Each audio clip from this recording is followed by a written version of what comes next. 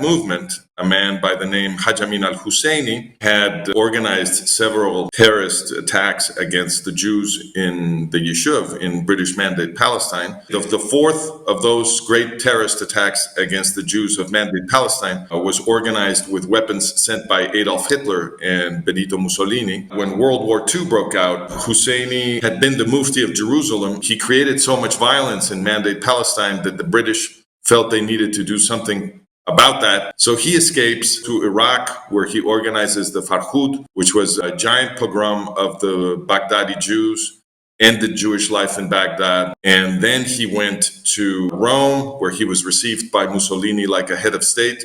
And finally to Berlin, where he again was received as a head of state and was turned into a top Nazi. They gave him an entire bureaucracy, a budget. His bureaucracy was called Bureau des Gros Mufti, because he was the Grand Mufti of Jerusalem. And he used that power to organize entire SS divisions for Heinrich Himmler that participated in the Yugoslav chapter of the Holocaust. These were SS divisions made up of Bosnian Muslims and Albanian Muslims, Kosovo Muslims. And then he became the partner and best friend to Adolf Eichmann. And together with Adolf Eichmann, they created and administered the entire death camp system that murdered the European Jewish population in World War II. I think even in Israel, people are not aware enough of his part in the Holocaust. I mean, there's a famous picture of him seated with Adolf Hitler, very friendly. Yeah. You are correct. Most people don't know about this, even in Israel. And they also didn't know that after organizing the final solution, Husseini escaped to Cairo. And in Cairo, he's the guy who created Al-Fatah. He gave Yasser Arafat and Mahmoud Abbas